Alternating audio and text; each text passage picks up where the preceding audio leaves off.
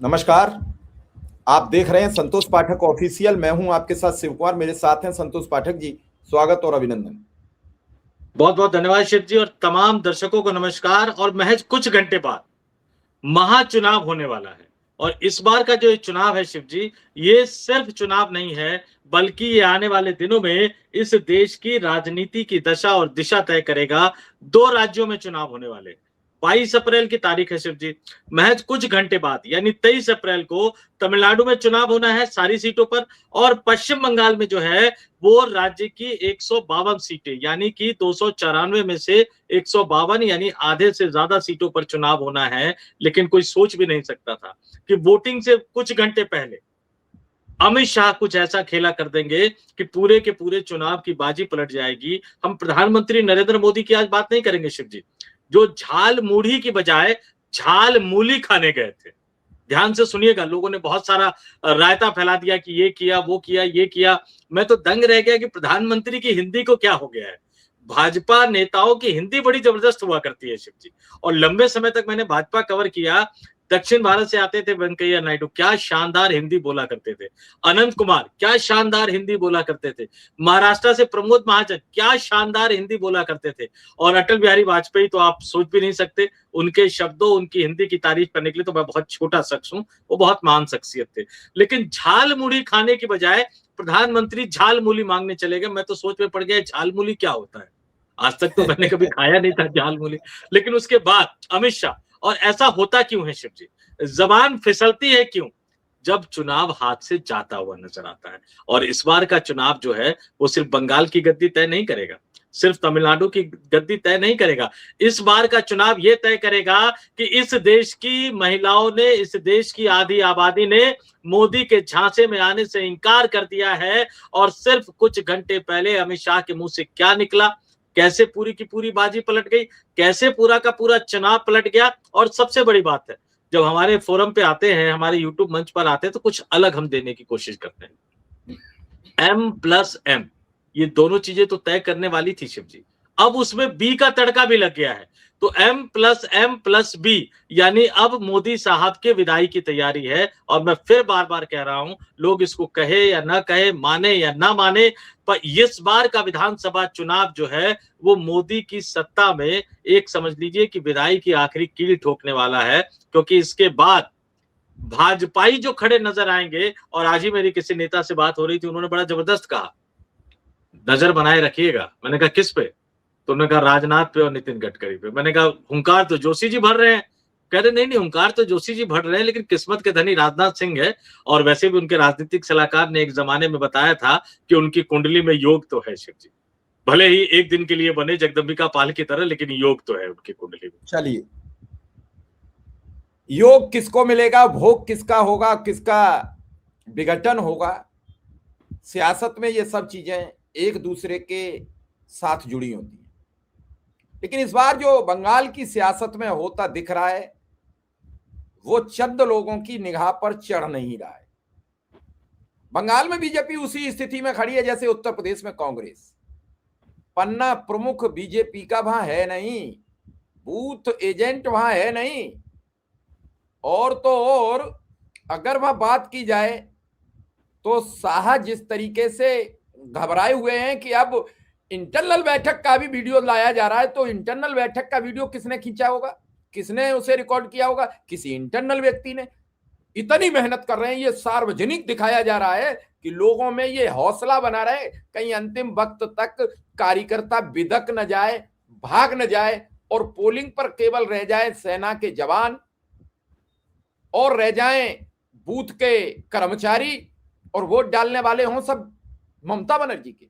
एक और बात दर्शकों तक बता दें कि बीजेपी के सामने ये जद्दोजहद है कि पुराना रिकॉर्ड कायम रख पाएगी या नहीं। ये ऐलान 2024 के लोकसभा चुनाव में भी हो गया, जब 2019 की परिणति वो तय नहीं कर पाई।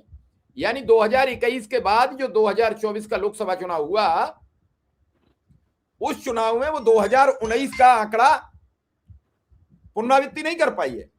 और जब ये पुनरावृत्ति नहीं हुई है तो आगे और क्या होगा? क्या भाजपा इस पूरे सिस्टम को हाईजैक करने की जो कोशिश कर रही है। बख्तरबंद गाड़ियों के साथ पहला ऐसा चुनाव है इस देश में, किसी राज्य में सभी फोर्सों के प्रमुख बैठकर बातचीत कर रहे हो, बख्तरबंद गाड़ियां उतारी जा रही हो ताकि लोगों में भय उत्पन्न हो जाए। आपको सीन याद आ रहा होगा उत्तर प्रदेश में उपचुनाव के मुजफ्फरनगर का, मीरापुर का। एक रिवॉल्वर लेकर दरोगा कहता है वोट नहीं डालने दूंगा। अब क्या बंगाल के लोग इस बात पर एग्री होंगे? क्या ये अमित शाह का जो चिड़चिड़ापन ये साबित करता नजर नहीं आ रहा है कि हम चुनाव से बेदखल हो चुके हैं? हालांकि सब जायज है, यही हाल हरियाणा में भी था। लोगों ने कहा ना उनकी रैली में भीड़ थी, लेकिन चिड़चिड़ाए नहीं थे। महाराष्ट्र में चिड़चिड़ाए नहीं थे, बिहार में घबराए हुए नहीं थे। बंगाल में क्यों? ये सवाल वोटरों को भी देना पड़ेगा। 2021 के विधानसभा चुनाव बड़ा ठीक चल रहा था।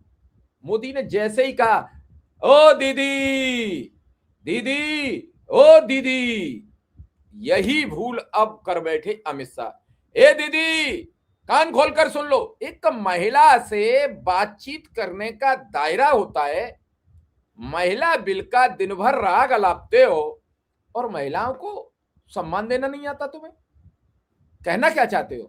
मुंबई में आज एक लड़की का वीडियो इतनी तीव्र गति से वायरल है सिर्फ इस बात से कि मंत्री गिरीश महाजन सड़क जाम करके महिला आरक्षण का मुद्दा समझा रहे थे और उस महिला ने तो पूरे धज्जियां उड़ा दी। मंत्री जी भाग खड़े हुए, पुलिस का अधिकारी तो आगे आगे, महिला पीछे पीछे। क्या ऐसा वक्त पूरे देश में देखने को मिलेगा? बार बार अगर कोई जैन जी का जिक्र कर देता, चाहे वो राहुल गांधी, अखिलेश यादव, तेजस्वी या फिर ममता बनर्जी, स्टालिन या फिर कोई और, वैसे ही बीजेपी में आग लग जाती है, घबरा जाती है। आप भड़काने आ गए, आप ये करने आ गए, आप वो करने आ गए। आखिर प्रधानमंत्री के मैनिफेस्टो में सिर्फ और सिर्फ चुनाव लड़ना है। आज पहलगाम की बरसी है, पहली बरसी है। उन 26 सभी शहीदों को मैं श्रद्धांजलि अर्पित करते हुए ये बात कहना चाहता हूं, क्या न्याय मिला? उस विधवा को न्याय मिला जिसके हाथों में 8 दिन की मेहंदी का रंग भी फीका नहीं पड़ा था? क्या उसे न्याय मिला? क्या प्रधानमंत्री जी ने अपनी पोस्ट में पाकिस्तान नामुराद का जिक्र किया? वो कर कैसे सकते थे? पाकिस्तान तो ट्रंप की गोदी में बैठा है और ट्रंप के भैया डियर फ्रेंड कैसे पाकिस्तान का नाम ले देते? तबाही आ जाती।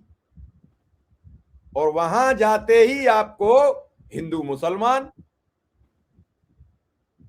भाई पाकिस्तान बिरयानी खाने गया कौन? जिन्ना की मजार पे गया कौन? फिर भारत के मुसलमान में इतनी बदबू क्यों आती है?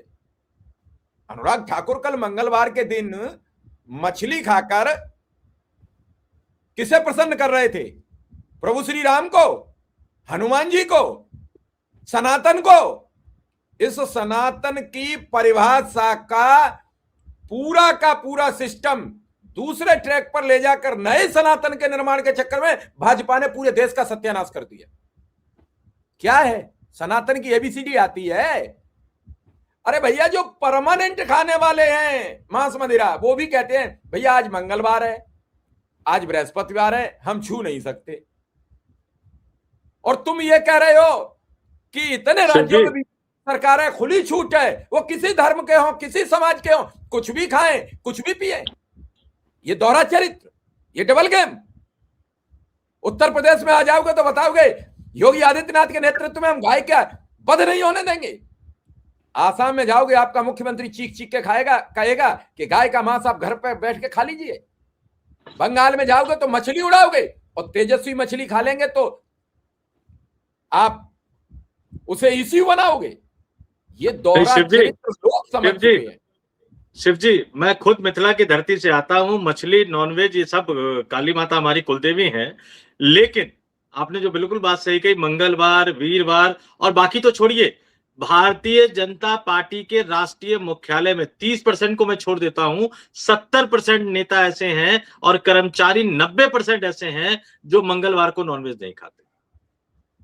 अच्छा, एक और बात बता देता हूं, भारतीय जनता पार्टी के जितने भी कार्यक्रम होते हैं, चाहे मंत्री अपने घर पर करवाए या पार्टी कार्यालय की तरफ से, कई बार हमने जरूर इतना जरूर किया है कि बीजेपी की दावतें हमने जरूर खाई है कवर करते हुए, उन दावतों में भी नॉनवेज नहीं हुआ करता था। चाहे बीजेपी के मंत्री के घर पे आप चले जाइए, बीजेपी के कार्यालय में, प्रधानमंत्री ने तो अब एक तरह से बंद कर दिया, अब तो वो दीपावली मिलन भी अब समारोह की तरह, रैली की तरह करते हैं। नहीं तो दीपावली मिलन भी करते थे, उसमें भी जो खाना की व्यवस्था होती थी उसमें भी नॉनवेज नहीं होता था। मैं तो कभी कभी सोचता हूं कि कहीं ऐसा ना हो कि पाकिस्तान में भी इनको चुनाव लड़ने की इजाजत मिल जाए, तब तो भारत के खिलाफ वहां कुछ न कुछ जाकर बोलने लगेंगे। और आपने पहलगाम का जिक्र किया, प्रधानमंत्री नरेंद्र मोदी ने पहलगाम को याद करते हुए सोशल मीडिया पर, ट्विटर पर लिखा, पोस्ट किया। मैं बता देता हूं जरा, पिछले साल आज ही के दिन पहलगाम में हुए भयानक आतंकी हमले में जान गंवाने वाले निर्दोष लोगों को याद कर रहा हूं, उन्हें कभी भुलाया नहीं जाएगा। एक राष्ट्र के तौर पर हम दुख और संकल्प में एकजुट है। भारत आतंकवाद के किसी भी रूप के आगे कभी नहीं झुकेगा। आतंकवादियों के नापाक मंसूबे कभी कामयाब नहीं होंगे। तो इसके बाद लाल किले पे क्या किया था आतंकवादियों ने? कामयाब तो कर दिया था ना उन्होंने अपने नापाक मंसूबे, जबकि आपके पास कई घंटे पहले इंटेलिजेंस इनपुट थी, कई घंटे पहले चीजें पकड़ाई गई थी, लेकिन फिर भी भारत का इतिहास कभी भी देश के प्रधानमंत्री नरेंद्र मोदी को माफ नहीं करेगा। ये आप देख लीजिए। पश्चिम बंगाल पे हम आते हैं। पश्चिम बंगाल 2021 का विधानसभा चुनाव आपने जिक्र किया, ओ दीदी, इस बार तो ओ हट के ए आ गया है। और कैसे हो गया? अब तक पश्चिम बंगाल का जो विधानसभा चुनाव नजर आ रहा था, वो लग रहा था महिला वोटर और मुस्लिम वोटर, बीच में दो ब्रांडों की टक्कर थी शिव जी, मोदी और ममता ब्रांड। तो इसलिए मैंने कहा M+M। अब महिला मतदाताओं को लुभाने के लिए पश्चिम बंगाल और तमिलनाडु का विधानसभा चुनाव जीतने के लिए संसद का स्पेशल सत्र बुलाया गया, जबकि सरकार के पास बहुमत नहीं था। सरकार पारित नहीं करवाना चाहती थी, इस बार सरकार उसको गिराना चाहती थी और परिसीमन के कानून का कवर जिल्द पहना दिया गया महिला आरक्षण का। तो महिला वोटरों को लुभाने की कोशिश की गई। मुस्लिम मतदाता पश्चिम बंगाल में एक बड़ा फैक्टर है, कोई माने या ना माने, लेकिन जब मैं बंगाल के मुसलमानों का जिक्र करता हूं तो बंगाल का हिंदू हो या मुसलमान हो, बंगाल में धर्म से ज्यादा उनका बंगाली कल्चर ज्यादा महत्व रखता है। और इसलिए शिव जी, जब पश्चिम बंगाल का जब बंगाल था, जब एक टुकड़ा जो है वो पाकिस्तान को दिया गया 1947 में, पश्चिमी पाकिस्तान, तो वो टिक नहीं पाया पाकिस्तान के साथ बहुत ज्यादा। पाकिस्तान के लोग पसंद नहीं करते थे उनको, और जब बहुमत मिला मुजीबुर रहमान को, तो जो मेन पाकिस्तान की धरती वाले लोग थे, नेता थे, उन्होंने उनको प्रधानमंत्री बनाने से इनकार कर दिया। फिर विद्रोह हुआ, इंदिरा गांधी ने हिम्मत दिखाई। कभी कभी मैं सोचता हूं उस समय अगर नरेंद्र मोदी होते तो क्या कर रहे होते, पता नहीं, भगवान का शुक्र है कि उस समय नरेंद्र मोदी नहीं थे। हिम्मत दिखाई और दुनिया के नक्शे पर बांग्लादेश नाम के एक नए देश का उदय हुआ। पश्चिम बंगाल धर्म से परे हटकर बंगाली अस्मिता वाला प्रदेश है, और अब अमित शाह के इस भाषण ने महिला और मुस्लिम में बंगाली अस्मिता को भी जोड़ दिया है, यानी M+M के साथ भी जुड़ गया है। और जरा मैं मोटे तौर पर आपको बता दूं, ये जानना हमारे दर्शकों के लिए बहुत जरूरी है कि जो 23 अप्रैल को, यानी कुछ घंटे बाद जो मतदान होने वाला है शिव जी, 152 सीटों पर, उन सीटों पर 152 पर, बाद में थोड़ा सा ऐड हुआ होगा तो पता नहीं है, 2 दिन पहले चुनाव आयोग का जो आंकड़ा आया है वो बता देता हूं कि उन सीटों पर अब तक 3,07,77,171 मतदाता मतदान के लिए पात्र है, और इनमें 1,84,99,496 पुरुष मतदाता है। ध्यान दे, 1,84,99,496, जबकि महिला मतदाताओं की संख्या 1,75,77,210 है। और दोनों चरणों को अगर मिलाकर देखा जाए तो महिला मतदाताओं की संख्या 3.33 करोड़ से कुछ ज्यादा है, लगभग पुरुष मतदाताओं के बराबर है। और अब अमित शाह के इस भाषण ने पश्चिम बंगाल की महिलाओं को यह बता दिया है कि उनको महिला के लिए इस तरह की भाषा का इस्तेमाल करने वाले भाजपाई अमित शाह को चुनना है या महिला मुख्यमंत्री ममता बनर्जी को चुनना है। दूसरी चीज और आ जाता हूं कि आखिर ये चीजें कैसे निकलेगी और कहां जाएगी। 294 विधानसभा सीटें कुल, 152 पर 23 अप्रैल यानी कल को होना है, बाकी पर 29 अप्रैल को होना है। 294 विधानसभा सीटों में से 125 सीटों पर मुसलमान मतदाता निर्णायक भूमिका में है। तो महिला प्लस मुस्लिम, फिर प्रधानमंत्री की झालमुड़ी नहीं, झालमुली, और अमित शाह की यह भाषा, वोटिंग से पहले पश्चिम बंगाल के चुनाव का नतीजा लगभग तय हो चुका है शिव जी।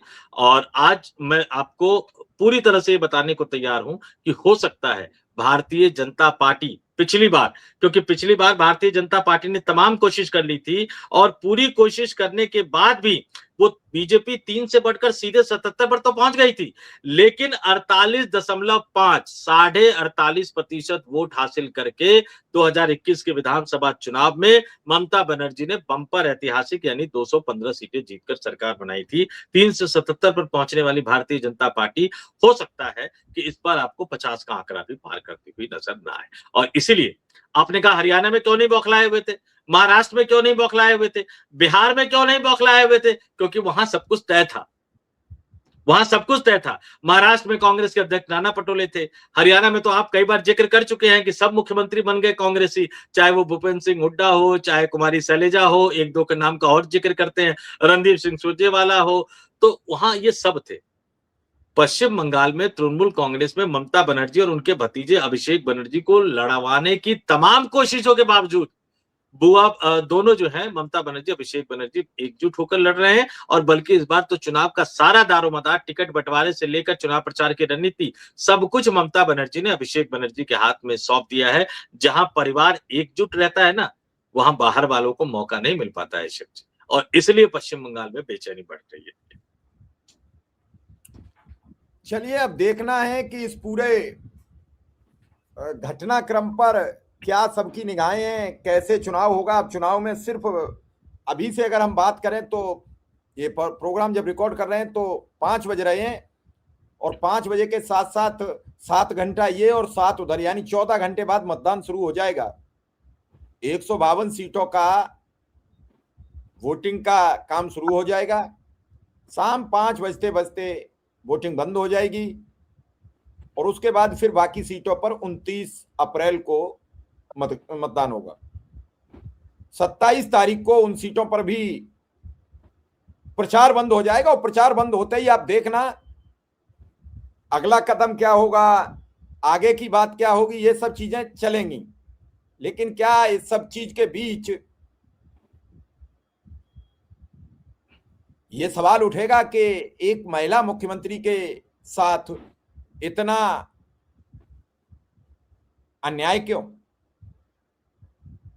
ए दीदी, मुझे लगता है कि ममता बनर्जी की उम्र भी अब 60 वर्ष से ऊपर है। अमित शाह भी 60 वर्ष के आसपास होंगे। अमित शाह से वो उम्र में बड़ी हैं, ये कह देने में मुझे कतई गुरेज नहीं है। और उनका एक्सपीरियंस भी अमित शाह से ज्यादा है, ये भी कह देने में कतई गुरेज नहीं है। तो कम से कम वो सोच समझ, अमित शाह से शिव जी, अमित शाह से 10 साल बड़ी हैं ममता बनर्जी। तो अपने से उम्र में 10 साल बड़ी, यानी वो 70 वर्ष के आसपास उनकी उम्र है। अमित शाह की 60 के आसपास पहुंच रही है। अमित शाह की 61 है, ममता बनर्जी की 71 है। 71 वर्षीय महिला 4 साल 5 साल सिर्फ प्राइम मिनिस्टर से छोटी है। उनके बारे में ऐसी भाषा, गुजरात में तो बड़ी प्यारी भाषा होती है, कैम छो, क्या हालचाल है, या ए दीदी। उनके एक सांसद ने कहा ये गुंडई की भाषा है। उन्होंने बड़े अपशब्द कहे, मैं शब्द वो यहां प्रयोग नहीं कर सकता। तो क्या ऐसे में बंगाल की जनता इन्हें माफ करेगी? तो क्या यह मान लिया जाए कि अमित शाह के एक बयान ने बीजेपी का चुनाव ही पलट दिया है? या फिर ये सब बयान इसलिए दिए जा रहे हैं, कल जो एंकर नहीं हमारे बैठे हैं वो ये कह के बात को अपनी को खत्म करें कि उस बयान ने अमित शाह ने सब कुछ बिगाड़ दिया, वरना चुनाव तो जीत गए थे। और ये सब इसीलिए दिया जाता है कि ये खाना पूर्ति करने के लिए, हार जीत का एवरेज सब कुछ करने को, मजम्मत करने के लिए, क्यों हारे क्यों जीते। रात जब वो एक वीडियो सामने आ गया कि वो एक मीटिंग ले रहे हैं, उस मीटिंग का वीडियो पहली बार आया। लेकिन भाजपा के साथ एक बड़ी अच्छी बात होती है, चाहे तो प्रधानमंत्री का वीडियो आया या गृह मंत्री का, उसमें आवाज नहीं होती है, वो म्यूट होती है। वो हंसते हैं तो हंसने की भी आवाज नहीं आती है। मुंह इतना जरूर खुला होता है कि अंदाज लगा लेते हैं ये हंस रहे हैं। कभी आंसू टपक रहे हैं तो भी समझ लेते हैं आंसू टपक रहे हैं। जी बात पूरी करिए क्योंकि समय हो रहा है। एक बड़ा दिलचस्प वाक्य बताता हूँ शिव जी, शायद जहां तक मुझे याद आ रहा है 2017 का विधानसभा चुनाव था उत्तर प्रदेश का। 17 का विधानसभा या 14 का लोकसभा, शायद दोनों में से कोई एक है, अब मैं भूल रहा हूं कौन सा चुनाव था। अमित शाह पश्चिमी उत्तर प्रदेश में एक बैठक ले रहे थे।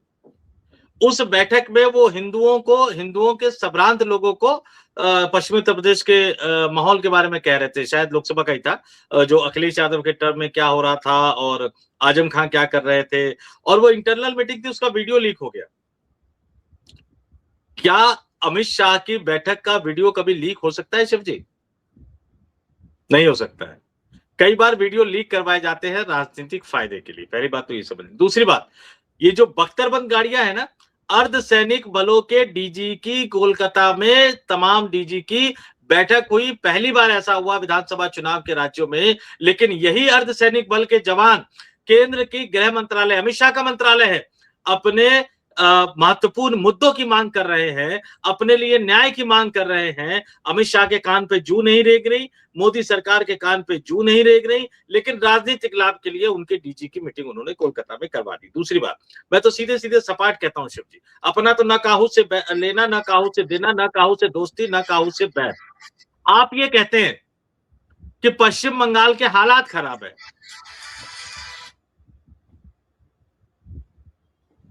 शिव जी कुछ आवाज आ रही है? नहीं आएगी।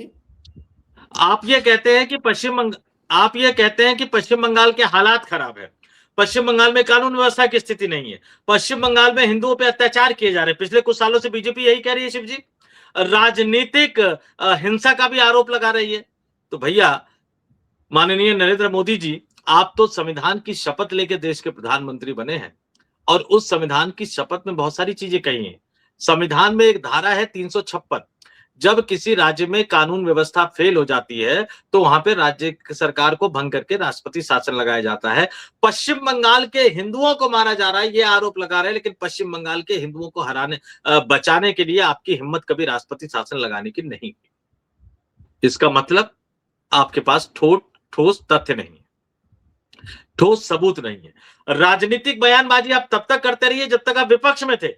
आप केंद्र की सत्ता में हैं, 12 साल लगभग हो गए हैं आपको केंद्र की सत्ता में, 14 से लेकर 26 तक। अगर पश्चिम बंगाल का हिंदू खतरे में रहा है आपके केंद्र सरकार में रहते हुए, तो आपने ममता बनर्जी की सरकार को बर्खास्त क्यों नहीं किया? बस पश्चिम बंगाल से के हिंदुओं से मैं कहूंगा कि ये भाजपाई नेता जब आपके पास जाएंगे, पन्ना प्रमुख तो बहुत कम बन पाए, लेकिन चलिए जो भी जाएंगे आपके पास, मंडल अध्यक्ष, बूथ अध्यक्ष, जिला अध्यक्ष, उनको तो बकस दीजिएगा। उनकी दशा तो मैं जानता हूं शिव जी, क्योंकि मैंने भाजपा लंबे समय तक कवर किया है। पश्चिम बंगाल से डेलीगेशन आते थे, सांसदों का डेलीगेशन आता था कि वहां पर राष्ट्रपति शासन लगाइए, अमित शाह सुनने को तैयार नहीं होते थे, बैठक कर लेते थे लेकिन फैसला नहीं करते थे। लेकिन केंद्र से जो मंत्री जाए उनको रोक के जरूर पूछिएगा कि आप जो कहते हो, तो आपने 12 साल से केंद्र में मंत्री रहते हुए क्या किया, आपके अमित शाह ने क्या किया, आपके राजनाथ सिंह पहली वाली सरकार में गृह मंत्री थे, अब रक्षा मंत्री हैं, उन्होंने क्या किया, और आपके प्रधानमंत्री तो 12 साल से तथाकथित विश्व गुरु और हिंदू सम्राट, हिंदू हृदय सम्राट की उपाधि लेकर घूम रहे हैं, उन्होंने क्या किया हमारे लिए, ये जरूर बताएं। ऐसा नहीं हो सकता कि आप इधर की बात भी करेंगे, उधर की बात भी करेंगे, दोनों में से कहीं एक जगह तो आपकी गलती है, और ये सवाल जनता को जरूर पूछना चाहिए, और जनता वोट के जरिए अब से कुछ घंटे बाद जरूर पूछेगी शिव जी। चलिए इसी के साथ इस प्रोग्राम को यहीं विराम देंगे और दर्शकों से जानना चाहेंगे कि आपकी राय क्या है, बंगाल में कौन जीतेगा चुनाव। संतोष जी का बहुत बहुत आभार, बहुत बहुत धन्यवाद। बहुत बहुत धन्यवाद।